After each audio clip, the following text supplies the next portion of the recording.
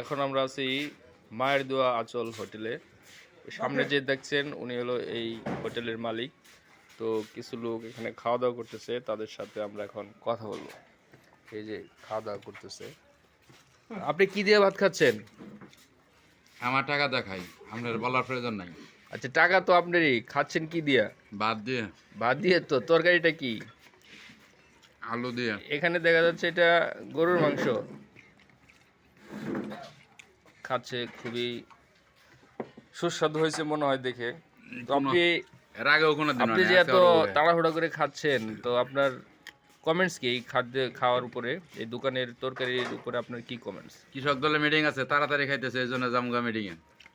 সেটা তো বুঝলাম, তরকারির স্বাদের অবস্থা কেমন? যেরকম ভাগ করছে সেরকমই হয়েছে। আপনি যদি বিশ্বাস না খাই দেখুন। আমি তো খাবো ঠিক আছে, কিন্তু আপনারা তো খাচ্ছেন।